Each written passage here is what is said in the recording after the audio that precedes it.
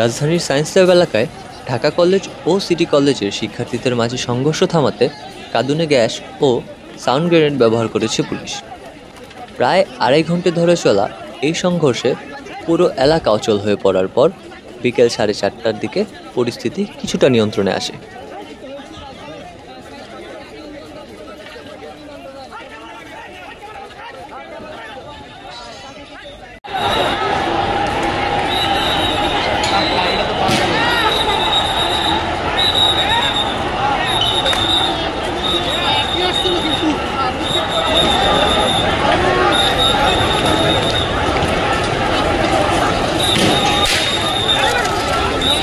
বুধবার দুপুর 2:45টার দিকে শুরু হওয়া এই সংঘর্ষে সায়েন্স ল্যাব এলাকা ও আশেপাশের সড়কগুলোতে যান চলাচল সম্পূর্ণ বন্ধ হয়ে যায়, যা নগরীতে তীব্র যানজটের সৃষ্টি করে। সংঘর্ষে উভয় পক্ষের অন্তত 30 জন শিক্ষার্থী আহত হয়েছেন। আহতদের ঢাকা মেডিকেল কলেজ হাসপাতালে চিকিৎসা দেওয়া হয়েছে বলে জানিয়েছেন মেডিকেল পুলিশ ফাঁড়ির পরিদর্শক ওমর ফারুক।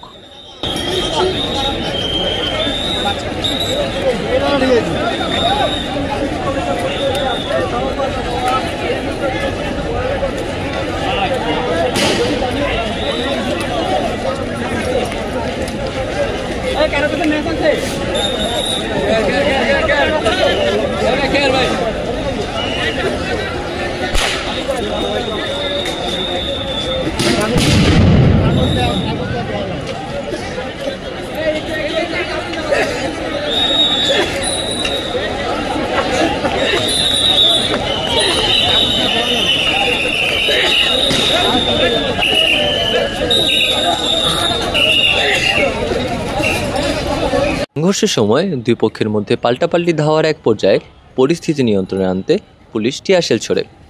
এ সময় সাধারণ পথচারী ও স্থানীয় ব্যবসায়ীরাও ভোগান্তির শিকার হন। পরিস্থিতি নিয়ন্ত্রণে আনতে আইনশৃঙ্খলা বাহিনী ব্যাপক তৎপরতা চালায়। এরপর সিটি কলেজের শিক্ষার্থীরা পিছু হটেন। ঢাকা কলেজের শিক্ষার্থীরা সায়েন্স ল্যাব মোড়ের কাছে কিছুক্ষণ অবস্থান নিয়ে ক্যাম্পাসের দিকে চলে যান।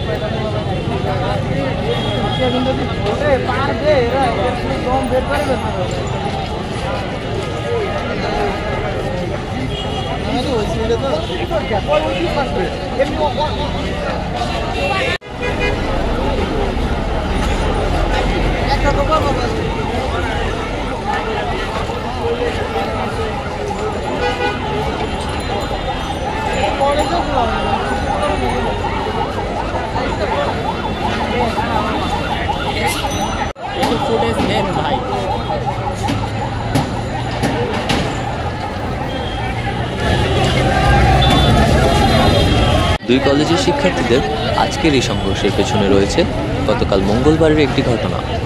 পুলিশ ও শিক্ষার্থীদের সাথে কথা বলে জানা যায়, গতকাল সায়েন্স ল্যাব এলাকায় ঢাকা কলেজের কয়েকজন ছাত্রের একটি বাসে ওঠাকে কেন্দ্র করে তাদের সঙ্গে সিটি কলেজের কয়েক শিক্ষার্থীর হাতাহাতি হয়। এই ঘটনার জের ধরে আজ বেলা 11টার দিকে সিটি কলেজের একদল শিক্ষার্থী ঢাকা কলেজের বাস ভাঙচুর করে। পরে ঢাকা কলেজের ছাত্ররাও জোটবদ্ধ হয়ে সিটি কলেজে গিয়ে ভাঙচুর করে। এরপর সিটি কলেজের শিক্ষার্থীরা দলবদ্ধ হয়ে বেলা 3টার দিকে সায়েন্স ল্যাব মোড়ের দিকে এগিয়ে এলে দুই পক্ষের মধ্যে সংঘর্ষ শুরু হয়। দুই পক্ষ পরস্পরের দিকে ইট পাটকেল ছুটতে থাকে। পরিস্থিতি উত্তপ্ত হলে পুলিশ এসে পরিস্থিতি নিয়ন্ত্রণে আনে।